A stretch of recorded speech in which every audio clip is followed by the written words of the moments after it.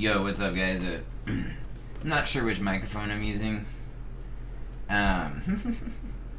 Maybe as a CIS major I should, but yeah, welcome to a vlog on just some basic, PC vlog. I actually didn't think about the subject of this vlog too much before I started it, but we're running some basic PC benchmarks, and we're talking a little bit about what you want out of a PC if you're in the biz, right? So, I'm definitely educated on it because I started a, maybe you don't know, I started a PC business last year in September, originally to sell PCs, but, I changed my mind. I don't really want to build PCs. I suppose, I don't know, guys. I don't know how I feel about that. I really don't want a PC selling business, right? But in the process of building an entire web platform for a PC business, which is pretty much complete, with automatic warranty activation and parts management, inventory management, even taxes and everything else. Crazy. I programmed all that. I haven't even really showed you guys the back end on that thing. I did learn about all the modern parts of, what's available, and kind of like I've been paying a little bit of attention to some of the releases at CVES, even for some of the mobile platforms and stuff like that. So I'm a great person to talk to if you are building a PC or you want to know about some common upgrades you might consider. I want to just kind of show you the ropes. I'm going to treat you like perhaps you're not informed on the market right now, and you're just in the biz of perhaps building a custom PC, which you may be able to do. If you don't know how to build a PC, let me make a tutorial for you after this. Alright, so let's get League out of here. Oh my gosh. Yeah. I used some intolerant language. I didn't mean to. I understand. Yeah. I wasn't actually flaming anybody. I accidentally just used a no word and I didn't realize it. It's not a big deal if it's not crazy. Don't worry, guys. That's funny that you guys just saw that. But yeah, let's talk about what PC you want to use in order not to get banned by Riot, right? Let's take a look here. If you don't know, one of the best websites ever is PCPartPicker.com. And to start a build, look, I think that if you're going to build a PC, you have basically two options, okay? First of all, I think you should always go with Ryzen right now. I think you should always go with AMD right now. Look, guys, Intel stock is down. AMD's is a little bit down too. Intel had some problem with their microcode. They fixed it, and it was for like a lot of their generations. But in my experience with Ryzen platform and the integrated graphics that it comes with, you get so much out of the integrated graphics, and it is so robust and so reliable, I don't want to try anything else. And so I think that when you invest, you really have a choice, right? You have a choice between getting X3D processing graphics or not, right? And if you are going to get X3D processing graphics, I think you should go with the AM5 platform. And, you have actually a choice out of your processors, but depending on what you're going for, guys, the 9800 X3D is such an amazing processor, I can't recommend it enough. I mean, it goes above 5.2 gigahertz. Mine is overclocked, and we're going to go over all my settings right now, and that is the current processor I have, and it's the processor I picked out for myself, okay? In my computer business, I had a 3-tier system, okay? All that used Ryzen processing graphics, okay?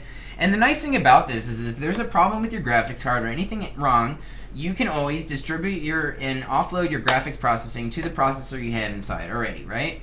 And so I pretty much only go with processors that kind of have integrated graphics.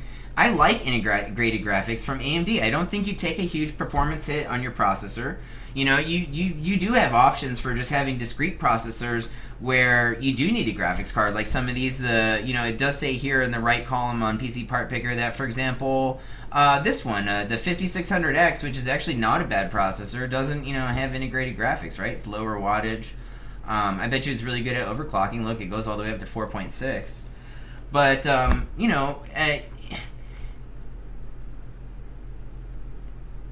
if you do have the opportunity, I highly advise going into the X3D. And understand there are at least 2 versions of the X3D processors from AMD, okay? And X3D does give you a caching of your graphics processing power. It's really interesting how it works. We can research it a little bit at a later time, but I recommend it, for gamers and for pretty much everybody. It'll make your resolution snappy and it'll make it great, right? And that's what you're paying for. So I think, and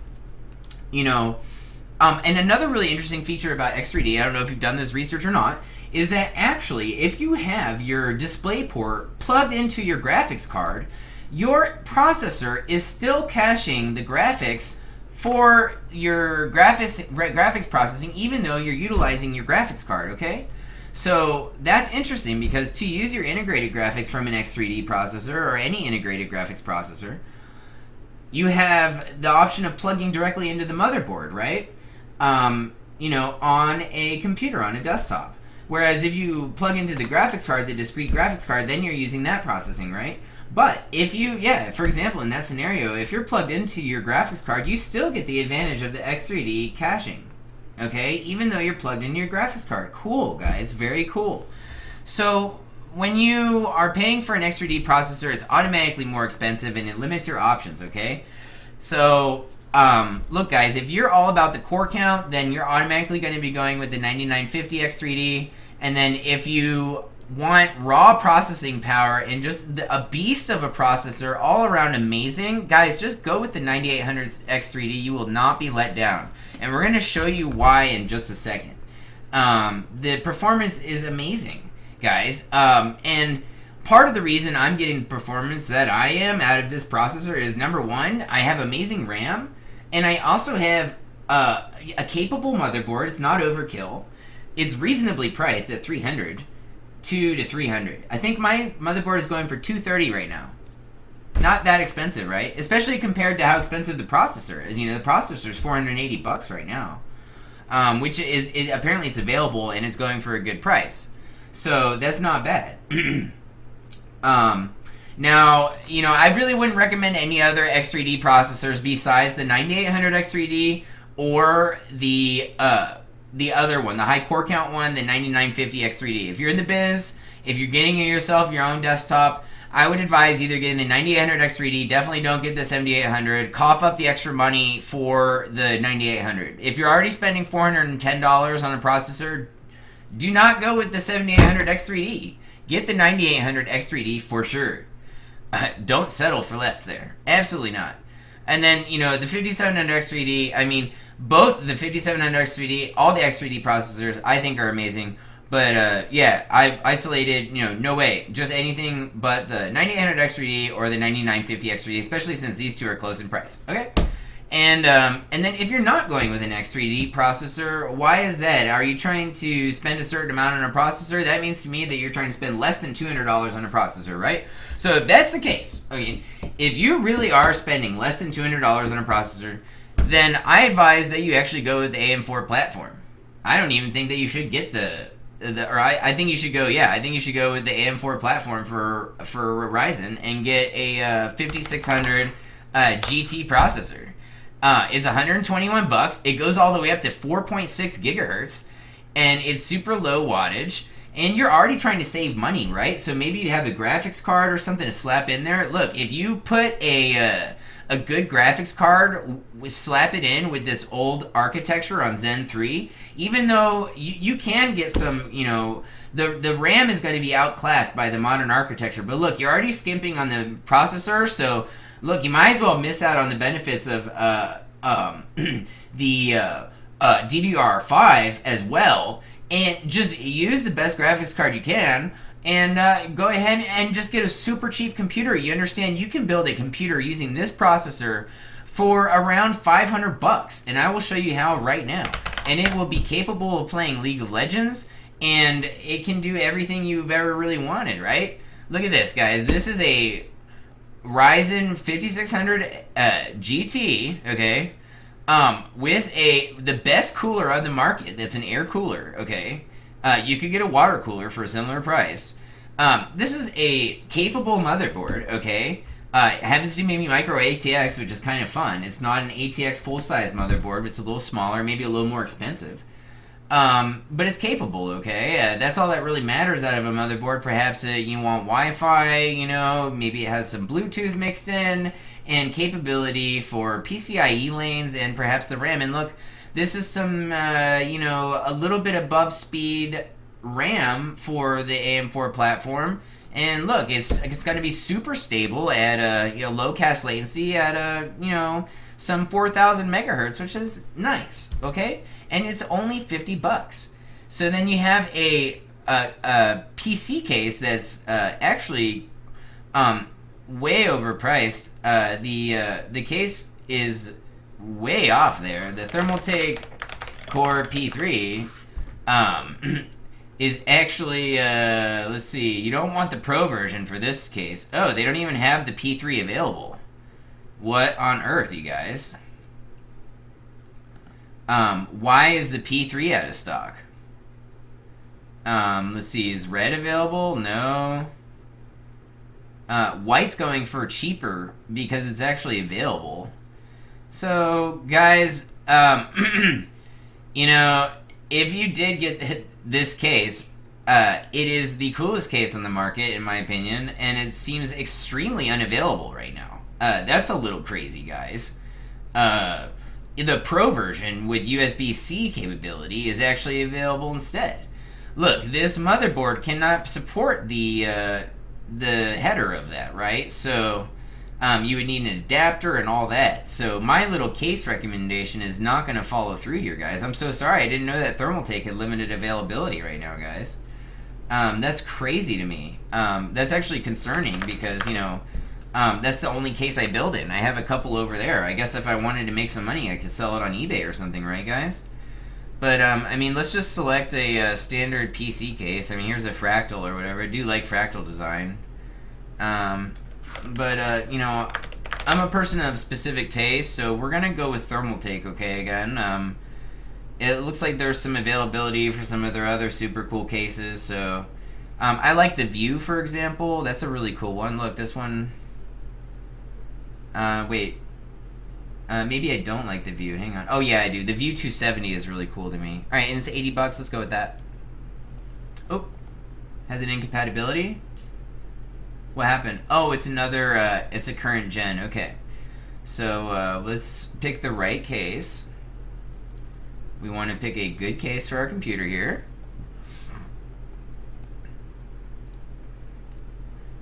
Let's look. Okay, so guys, we're going to do, the specs for your AM4 build, the specs for your X3D build, and then we're going to look at the benchmarks for my build, okay? And then I'm going to give you an estimate of what your benchmarks would be using something else, like the AM4, or perhaps an alternative option, like a cheaper AM5, if you don't go with my recommendation of reverting to the earlier architecture, okay? There's a reason that you go with AM4, it's so good. This processor that I'm recommending comes after years of testing and debugging and all sorts of stuff, guys. What you get out of my little recommendation here. Here's a Silverstone. That looks nice. Oh, yeah, that's good. Okay, so we have no compatibility issues. It's just talking about how you need to update the BIOS on your motherboard, which this is a pretty standard warning. And it also talks about RAM clearance and CPU clearance, so that is actually a concern, perhaps with the height of this cooler. In a super thin case, you would not want a cooler that long, but this is not a super thin case, so you're fine.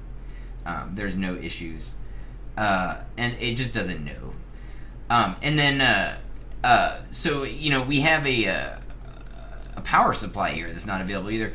And so what I would actually recommend for you, even if you have a graphics card, in I think it's maybe 90% of cases, you would just get the Thermaltake Smart either 500 or 600. So I do recommend Thermaltake for both your case and your power supply.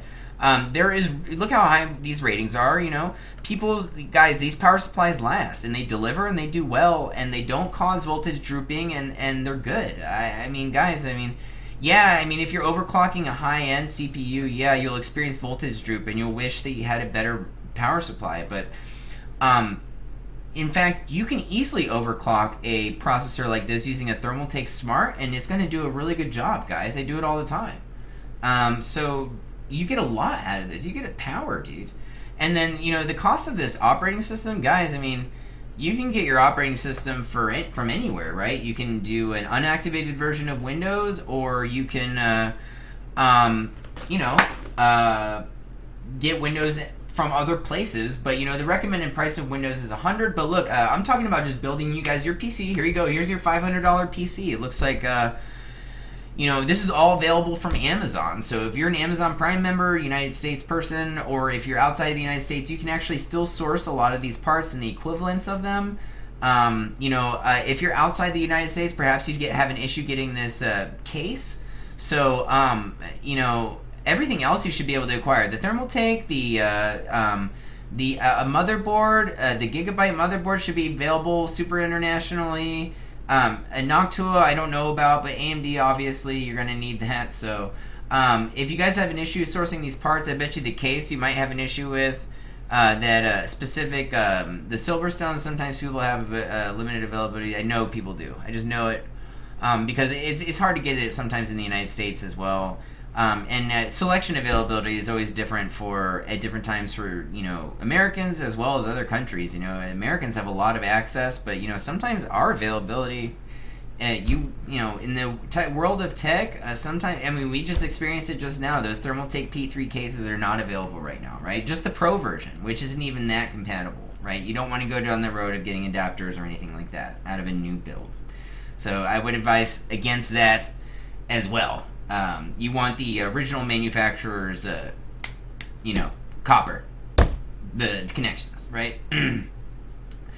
So out of a case, if you're using this website, the USB type that, the front panel USB, let me show you guys, is I believe just going to be, is just going to be USB 3.2 type A's, okay?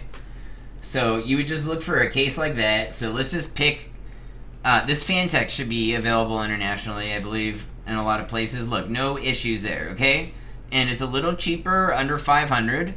So there's my recommendation if you're trying to conserve money, spend less than $200 on a processor, and perhaps you even have your own graphics card, but you still want to take advantage of a computer that can play League of Legends. Yo, guys, this computer, this 5600 GT with the integrated graphics, no graphics card, can easily power dual monitors at 60 hertz, okay, 1080p, 60 hertz, 2 monitors, and you can still play League of Legends, and it'll crush it. It'll put out your frames per second above 60. Your frames per second will be like at least 90, I think, in most cases, okay? So, and you can even stream doing that, you guys. You don't need a graphics card. It's really good tech, okay? If you were going to spend a little more money, maybe you could get higher frequency RAM. Okay, and you're still overclocking to over almost 5 gigahertz. You don't even need water. And this is with the best air cooler, I believe, on the market, you guys. This is such a cool air cooler. You don't understand what this money is getting you. You're getting a fantastic processor at almost 5 gigahertz on paper. Look at this processor. Look, guys, 4.6 gigahertz. Crazy. With integrated graphics. That's almost 5 gigahertz, yo. That's crazy. So, 7 nanometer lithography is what I'm recommending for somebody trying to save some money still. Yeah, get it while you can, guys. These parts availability are not going to be around forever. Okay, the processor is still reasonably priced, and this computer will age well. It'll be a small end, blah, blah, blah. And by the way, it's a 6-core processor. So it's above a quad-core count. And if you have a graphics card, you're barely going to be really bottlenecked by the processor since it's at 4.6. Okay, your bottleneck is probably going to occur if you have a high-end graphics card with the RAM. Okay, or with the motherboard potentially. But I would believe actually not. Okay, your PCIe lanes are still going to be at times 16. That's really not going to bottleneck your graphics card. Okay, what's going to bottleneck you is perhaps the combination of your RAM, with speed, the frequency, and the cache latency especially, and then perhaps the power supply is a non-issue, right?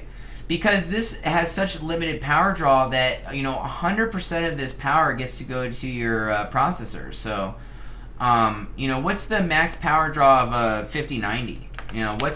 What's the max wattage requirement of a 5090? Let's just see, guys. 575 watts.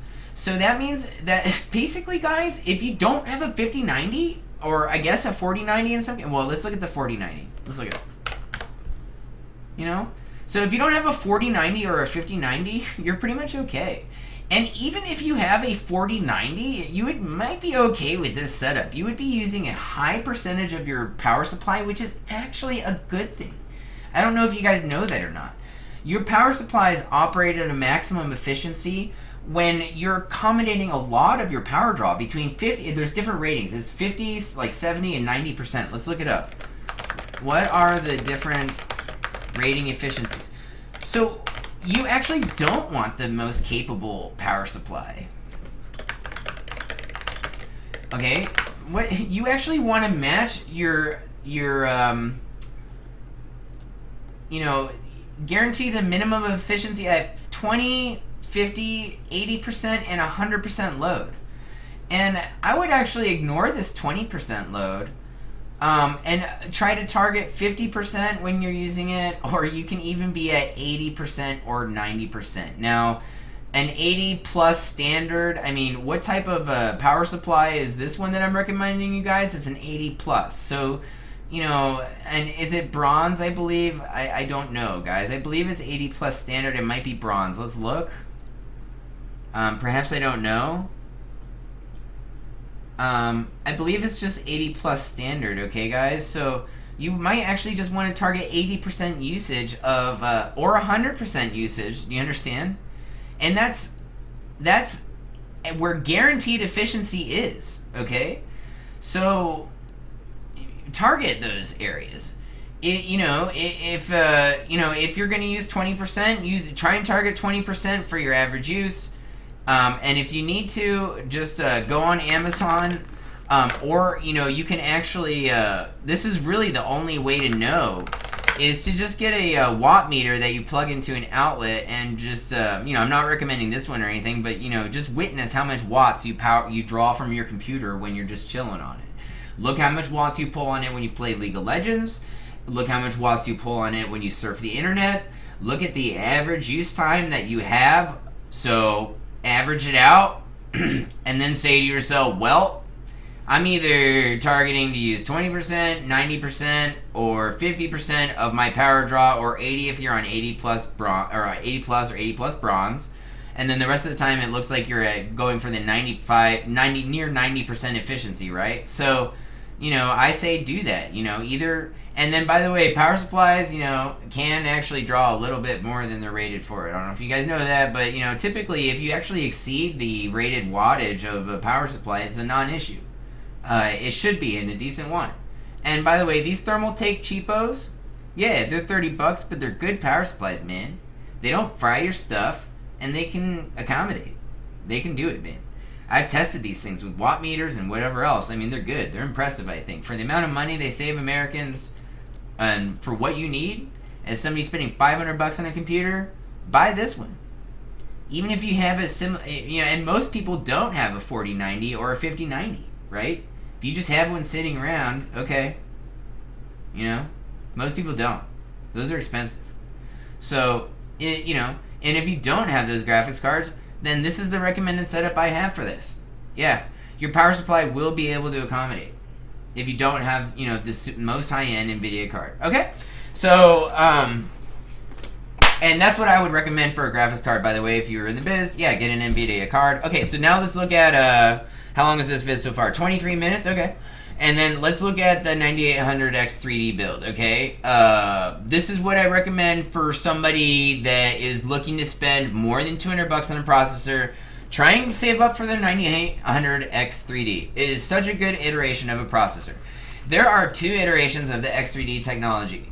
If you buy the 9800X 3D, you're getting in on the second one, okay? So, and I'm talking about the X3D V caching capability, okay, specifically. That technology has been through 2 iterations. I'm not talking about processors, I'm not talking about this or that. I'm talking about just the 3D V caching technology itself, okay? And so let's actually look at it here. See, it says next gen 3D V cache. Look, guys, this is part of what you're paying for when you get a 9800X 3D. Is you're getting the second generation of the 3D V cache. That's why cache. I'm sorry if I mispronounce it. That's why I recommend staying away from some of the other 3D processors. Okay. Also, let's look at the 9950X 3D. I guess if you guys are building the most super high-end, desktop ever, then get this. But this is only if you want core count, I think. I would maybe stay away from this if you just want the 9800X 3D. Don't even go with this. It's more expensive, and I mean, gosh, dude, what you get out of the X3D. I mean, if you're getting this processor, you know what you're doing, right? Up to 5.7, crazy, right, guys? And are you getting the second gen of the 3D V cache? So, yeah, I believe so. It doesn't even say it in the marketing here, but I believe you do. You are getting it. What gen? Let's look. 3D V cache does 9950X 3D have? Let's do the research, guys. Let's look.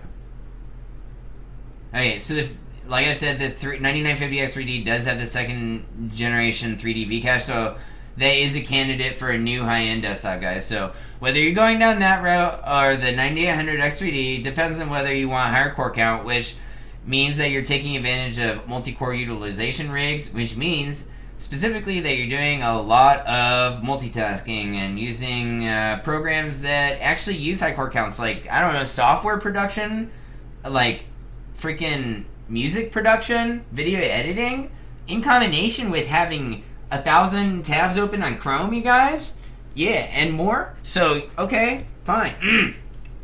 Even Chrome has gone through upgrades to help you save RAM and, I think virtual memory as well. But anyways, guys, look.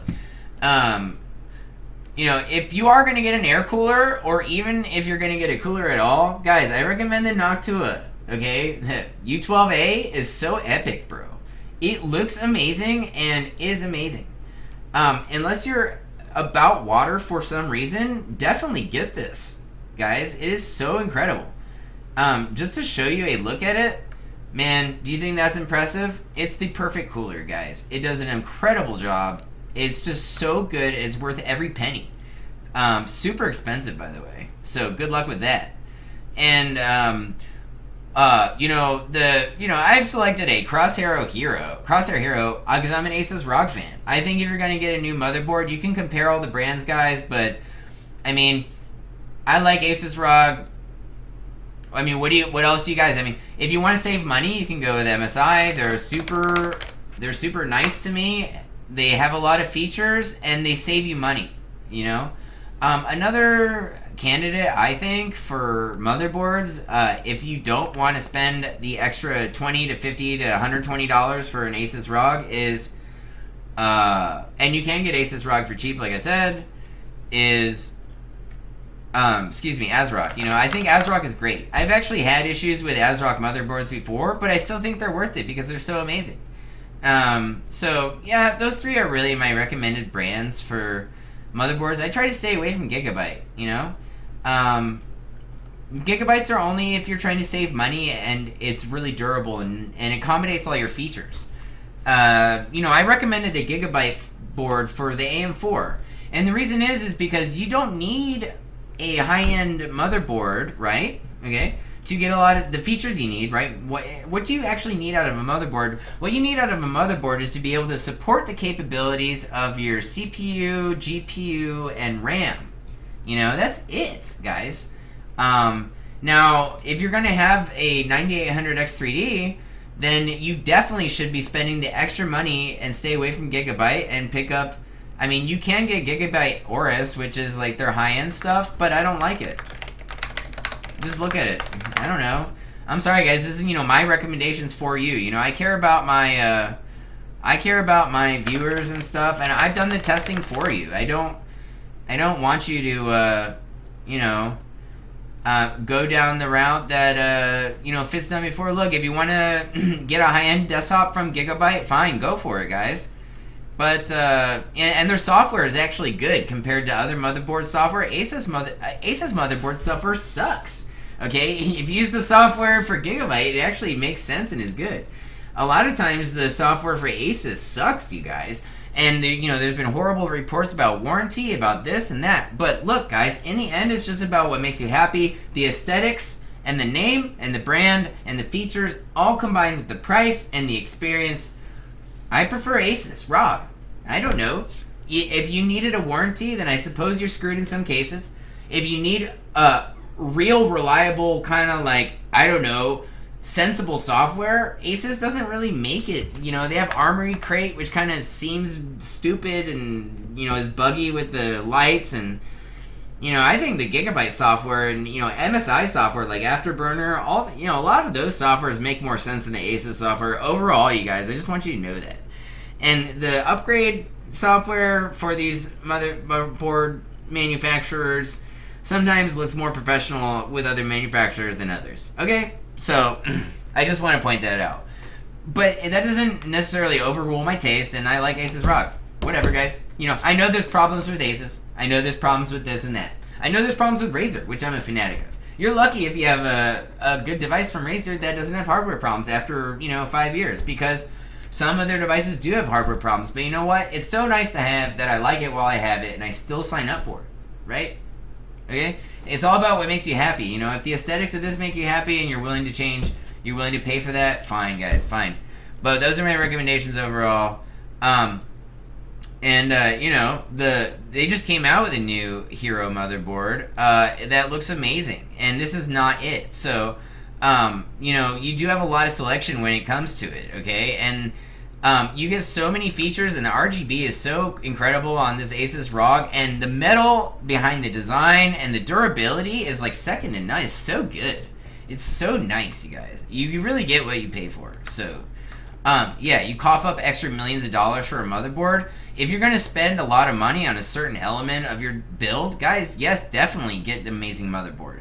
Okay, and then you can get really high-speed RAM, 8400. Sure, 251, you could get really high-speed RAM for cheaper. You could get really high-speed RAM for 200, and it would still be at 8,000. But, whatever, guys. Here's a 250 RAM suggestion. The case is the same case, but it's the Pro version of the P3, going for cheap. And then I do like Be Quiet, but, with power supplies, you actually have a lot of options. And, as far as manufacturers for power supplies go, if you're getting a high-end power supply, I would say maybe stay away from Thermaltake in a lot of cases, because I'm just not the biggest fan of them. I think that there's better people in the niche of power supplies than Thermaltake. Okay, I'm sorry to insult you, Thermaltake, but for high-end power supplies, I do have different preferences. You guys are my go-to for accommodating any computer below a high-end build, though. Even though Thermaltake does have some of the most beautiful power supplies. Look at this snow here. I mean, this is a literal work of art. I mean, how could you ever say anything bad about this power supply? It's actually one of the top choices, really. But it's just not my top choice, right? I kind of have a different preference here. And it does depend on availability and aesthetics that you like. But, if you're going for a white power supply, actually that Thermaltake might be my selection. But I'm thinking actually black, because I mostly like black power supplies. Let's take a look. Here's an Asus ROG power supply that I think is attractive, you guys. Look, it doesn't look like it's available, but here's the 1200, Asus friggin' RGB. Love it. I mean, I'm all about that. The Be Quiet, I mean, this is a non-modular power supply, so I would never recommend that. Is that really non-modular? It looks like it, yeah. I would never recommend that. Or is it modular? Let's go back. Okay, yeah, it's not modular. Weird. Okay, so, guys, EVGA is actually one of my favorite brands for power supplies. I just think that they're so reliable. There's just, no kind of way around it. And, by the way, Be Quiet's also one of my favorites. And I suppose if you wanted a super high-end power supply, you could go with Asus ROG. I mean, that seems desirable. But, I don't know, guys. EVGA just seems like they really know what they're doing when it comes to power supplies. And look at these ratings. 5 stars. Okay, guys? They're so good. So I would recommend maybe going with EVGA. And then perhaps picking up an 850 or whatever you guys are doing. If and we'll look at wattage and stuff perhaps in this video in a later video, because I can't unplug mine right now and put in the watt meter. But depending on what you use, target that 20%, 50%, 90 or 80 or whatever it is. You know, and I don't know, guys. For the 9800 X3D, I mean, you know, you can get you're gonna be spending, I don't know. Looks like between maybe for a gold power supply, you could get an Asus ROG Strix here for $150, all the way to maybe $250, guys, depending on what you're doing. I'm not sure. I mean, I guess, you know, nobody does dual graphics cards anymore, right? So, you know, 90% to 98 to nearly 100% of builds, most people are targeting getting just one graphics card now, right? So, I don't know, guys. You know, this Asus ROG Loki actually looks really nice, and it's under $200, and it's Platinum 80 plus. Platinum is a nice rating, and that would accommodate a lot of overclocking, I bet, and stuff like that. This looks really nice. Some availability there, guys. So, just look at how nice that power supply looks, I guess, guys. It's a 750. So, anyways, guys, and you know, you get the high-speed RAM, and you know, this is actually such an amazing computer. No graphics card, and you know, without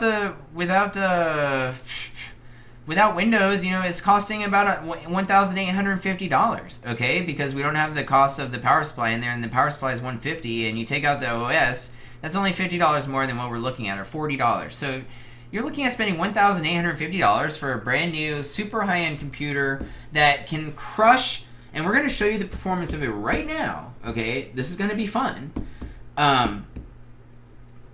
It can crush texts. I'm going to show you guys just how powerful this is, okay? So,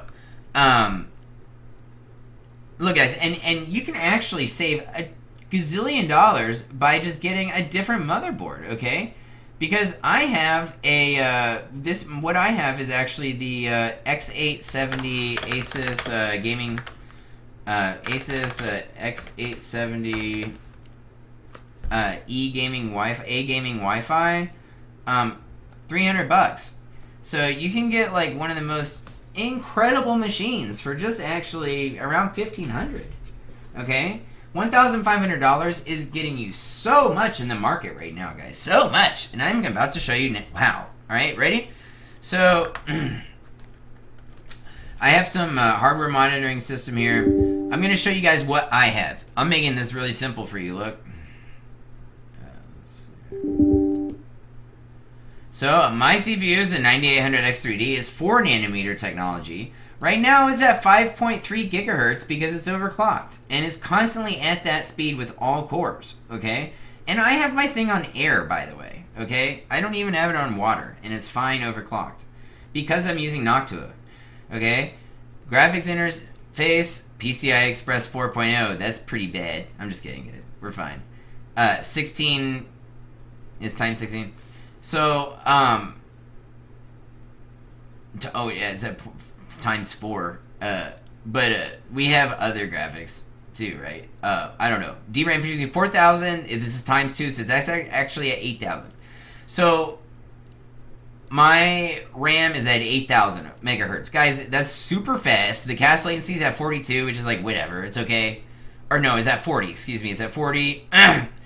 And so yeah, and here we go. Let's look at, we have our graphics card. It's a 6800 XT.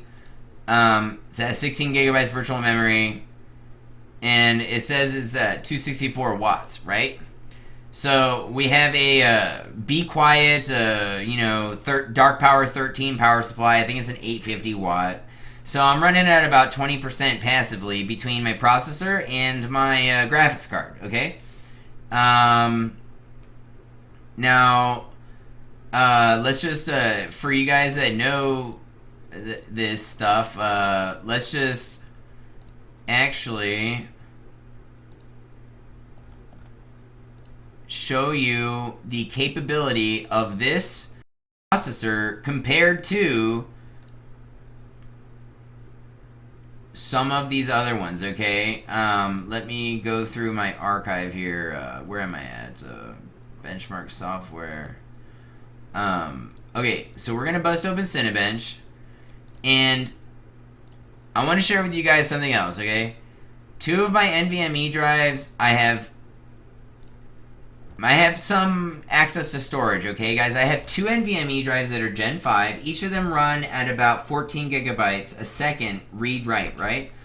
Now, I've combined them into RAID 0, which actually combines their speeds. So my storage array is so unbelievably fast, okay? And I'm gonna show you guys the speed of my storage and my CPU. So, let me show you guys, first of all, the speed of our storage, okay? In case the CPU test crashes my computer, because I am recording. I actually don't think it's going to, because it's super stable and my computer hasn't crashed during any benchmarks. So, I'm going to pause the video and I'm going to let my storage array run while I have all this software running. And I'm going to get back to you on how fast my storage is on my boot drive. Are you guys ready for this? Let's go. Okay, guys, welcome back. Okay, so I actually don't know which microphone I'm using. That's right. Okay, I don't know if it's my camera or this. So, I don't know how versed you are in computers, okay? But what you're looking at is the results of my boot drive and how fast it is reading and writing files, okay? Now, these results are incredible, okay? First of all, if you just look at this, it's in megabytes per second, okay? And unless I'm mistaken, and this is megabits, in which I know nothing. Okay, but it's not the case, okay? It's megabytes, I believe. And then, so, first of all, I just changed the readout to gigabytes. Now, this write speed, okay, this write speed is pretty much individually faster than almost any NVMe available on the market. And the reason I'm able to do that is, like I said before the test, I believe, that I told you that I'm combining the speeds of my NVMe drives. So my NVMe drives are individually together accomplishing a faster write speed than is possible from any individual NVMe drive by almost like 20 to 25 and 30%, okay? You know, the fastest write speeds available on the market are basically from crucial NVMe drives, and they are like 14 or something, okay? It's like, let's look, okay? Here they are. Let's look at it on Amazon.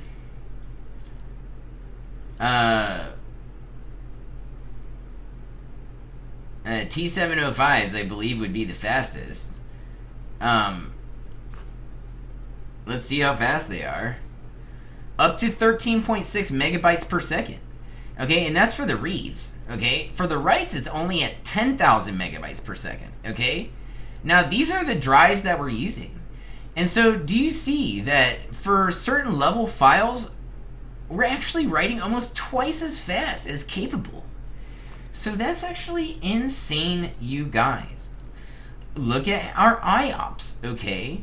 Our IOPS here is on par, but at certain levels is far exceeding what it's saying here, okay? In the random 4K Q3 2T1 test, it pulled out 222,000 IOPS, you know, 250,000.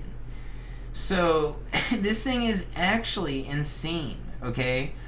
Now you only need 2 NVMe drives to do this. And by the way, when I was recommending computers, I just realized that I didn't tell you guys about the price of the NVMe. So look, for the Primus build, I don't think the NVMe was in here, but it's not going to increase the price of your computer that much. Okay, guys, you can just get a Gen 3x4 Crucial P3 1TB NVMe is my recommendation, and it will be so super fast, you guys. We can look at the speed for you real quick.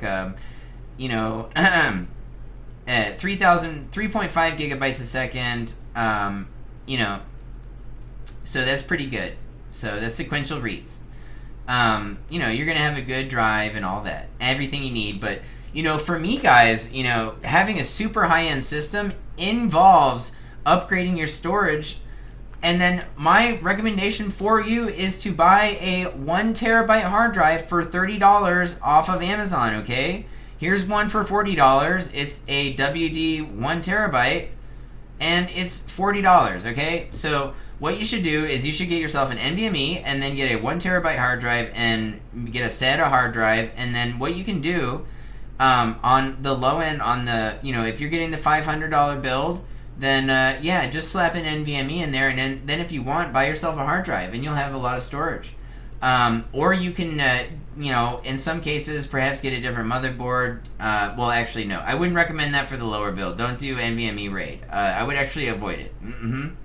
But for the higher end build, yeah. What you want, and my recommendations are, okay, is that you want a motherboard with 2 Gen 5 NVMe slots, okay? And then buy 2 Gen 5 NVMes, preferably the Crucial T705s is my recommendation, without the heatsink, and make sure you just get your motherboard that has it, and you're good to go. You know, get 2 of them. So anyways, guys, and then loop them into a RAID 0 array, okay? And that's going to add to the price of this, though, by the way. This build is going to cost, my high-end build, is now clocking in at around $1,900, okay? Because I'm suggesting that you get yourself 2 of these NVMes from Crucial, which cost, let's look, $200, okay? $159, actually. So it's $300 for 2 of them, okay? I'm recommending getting 2 T705 1 terabyte M.2 2280s PCI 5.0 times 4 NVMes from Crucial, right? 2 of those, looping them into a RAID 0 array, and then just get a $40 hard drive to back up your stuff, so that in the event that your RAID 0 array crashes and you lose all your stuff, you can just reload it from the hard drive onto your amazing boot drive. You guys get what I'm saying? You save so much money by just having a 1 terabyte hard drive to back up stuff, and those last for a long time. So, alright guys, let's take a look here, now we are going to run our, and by the way, this is a really high score for a random 4K on a RAID 0 array. Both of these scores are actually pretty decent. The small ones, the QT1, the Q1 thread one, random 4 kilobyte, yeah. This is actually a decent score. You tend to get low scores on that on RAID 0 arrays. I don't know if you know that or not. But the trade-off is that for the bigger file types, the 8Qs, the sequential 1 megabit files, you know, 18658, you know, that's actually more standard for a RAID 0 array, is that you get higher marks on the larger file sizes, right? Actually, all 3 you typically do. The top 3, the random 4K, sequential 1M. Actually, I believe maybe in some RAID 0 arrays you get a lower random 4K score. This one might actually be lower. I don't know. It looks like it's competing. I don't know. So then if you just had the individual drive, right? And so now we're gonna run Cinebench here, and this is one reason I want to talk about the processor. Okay, guys. So look, before I even run this test, let me show you right now that 3D with this 8,000 megahertz RAM, okay, you know, without a fancy motherboard, okay, we talked about my $300 motherboard, is clocking in stronger than a 2990WX, which is a $3,000 processor. You guys realize that? With 32 cores. So, once again, my 9800X3D with its little $480 price tag is actually outperforming a $3,000 processor, a 2990WX. Once again, a Threadripper processor with 64 threads. You know, that maybe doesn't get as high of a clock speed as me, but man, am I crushing it, okay? I'm at 1296 when a Threadripper 2990WX is at 1201. Look at the price of a 2990WX. 29... Now, you understand? You're getting so much processing power. Oh, okay. They're only going for $1,300? Oh, but these are pre-owned ones. Okay, but when they come out, they're $3,000, right? I thought the MSRP was $3,000. These are all used and pre-owned ones. Let's look at the shopping. Let's look at the shopping. Hang on. Yeah, this one's $5,000. I don't even know what that is. This one's $3K. I mean, I thought it was a $3,000 processor, so... but it's old, right? You know? And... Yeah. It's $3,000, man. It's $3,000. Let's just look it up. 2990 2990 WX MSRP. Oh, it was $1,800. Okay. I'm wrong. So, but yo, this thing is outperforming an $1,800 processor with 64 threads. I mean, that's impressive, dude. That's super impressive. So let's go ahead and run it while we're recording. We're gonna give you guys the live results. Let's do a CPU multi-core test. Okay, guys. And you know what?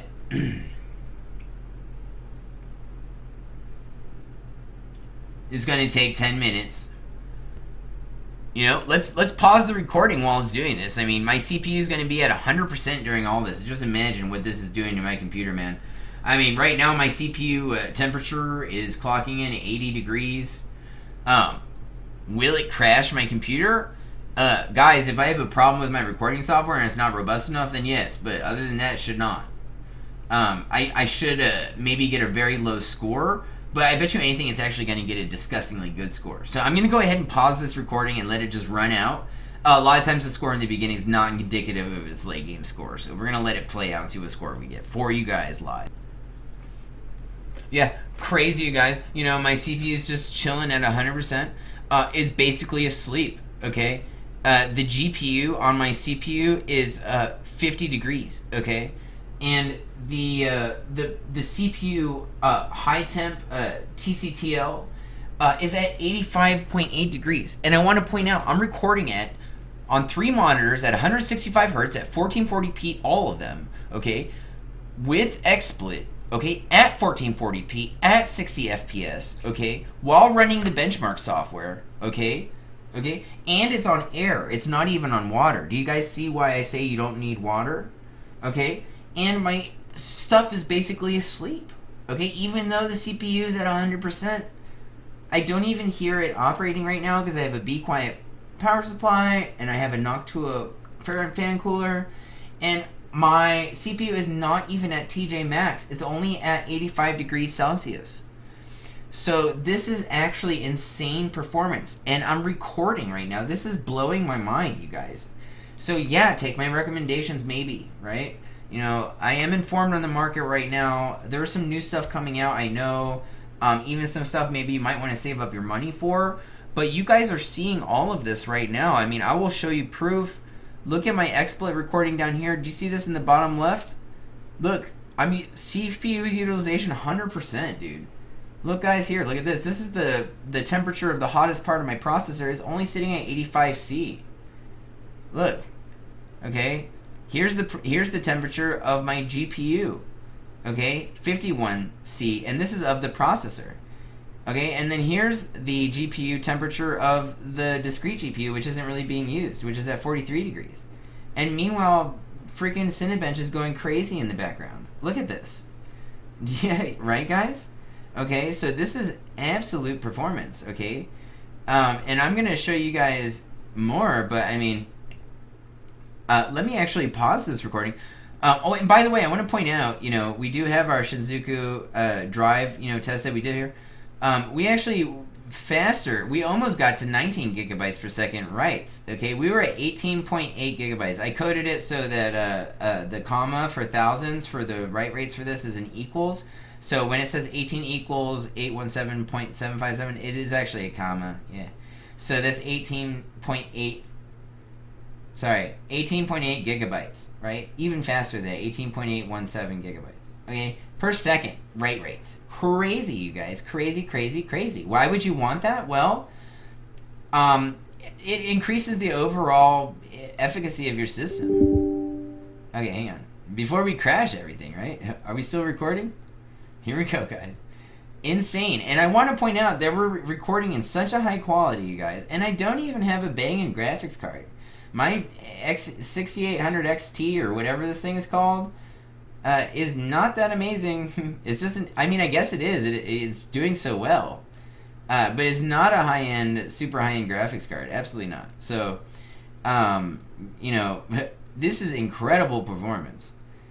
So you guys stay tuned for the results from our crazy benchmark where we're running all this software and have recording going on. I'm just going to pause it till it has 4 minutes left, and we'll be right back with you. We'll talk about the benchmark results. we'll talk about my recommendations for the 2 PC builds, and then we'll tie off this vlog, which was a lot of fun and is almost an hour long. You know, I like to do that. Gosh, I talk forever, don't I, guys? Yeah. Here you go, guys.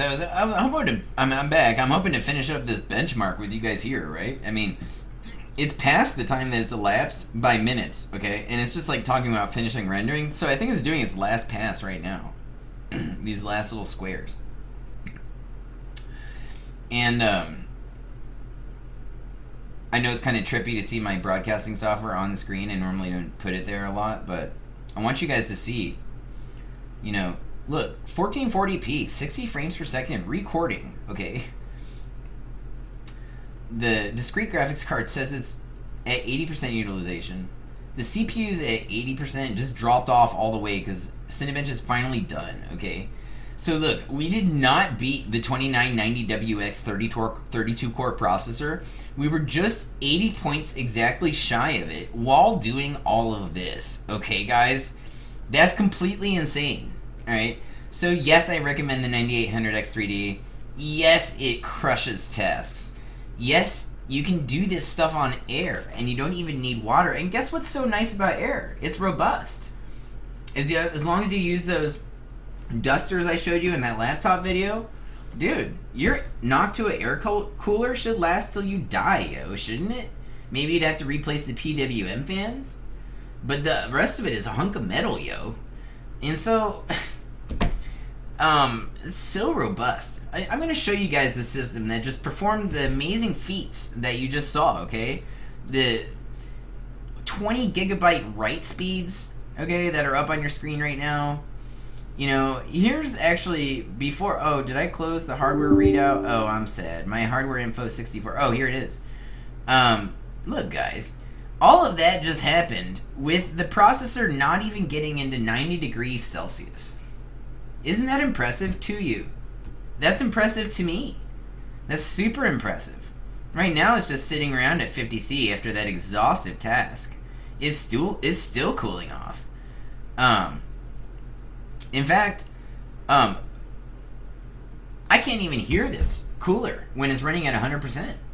And I have it marked to run at 100% like in the BIOS when it gets up to 50 degrees. So let me show you guys the machine that just did this. Okay, is this. All it is an Asus ROG motherboard, okay, with the 9800X3D.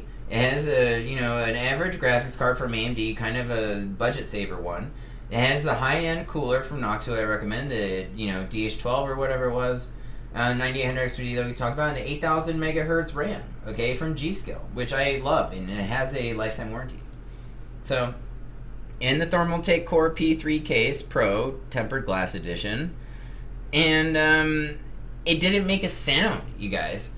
Guys, it didn't make a movement, it didn't make a sound, and it didn't crash, okay? Amazing. Amazing. That's very robust hardware, software, everything. Good. Good for your YouTuber, good for your everything, right? So, by the way, the fidelity of our recording is insane as well, okay? We are using, gosh, I don't even know what to say, you guys. The highest audio quality possible, the highest recording value possible from the GPU, which doesn't involve too much of a markup, but I mean, it can comprehend it all, okay? This vlog, exactly an hour long. Crazy, you guys. Crazy results, right? And, part of the reason this can accomplish it is because of the speed of the RAM. The RAM is so fast here. Each component selected, the air cooler, the RAM, the processor, so good, okay? The power supply doesn't really matter compared to the selection of the CPU, the RAM, perhaps the motherboard, the NVMEs that we had. You understand the NVMEs we selected are so top end, you guys. So, yes, I recommend getting the 1 terabyte option and grabbing 2 of them, okay? And getting a, let's look at my recommendation list here and we'll sign off. Guys, grab yourself either a $550 build from the AM4 platform and get all your League of Legends needs done, or if you want a high-end build, spend the $1,900 on the exact setup I have, okay? Get 2 Gen 5 NVMEs times 2, put them in a RAID 0 array. I'm making a vlog about that. Grab yourself a 1 terabyte hard drive at some time, guys. $30, $40, whatever. Should be $30. And then if you're gonna go X3D, get at least the Gen 2. So maybe you want to grab the 9800 X3D, guys. Great processor. I don't know. And then grab yourself some high-speed RAM, y'all. It's available on the AM5 platform at much higher speeds than AM4, so you can take advantage of that, you know? So do that, guys, if you're going with a high-end build. It's so simple. Follow those guidelines. And have a lot of fun building your next PC, you guys. I'll see you all in the next upload. 1 hour exactly. Let's go.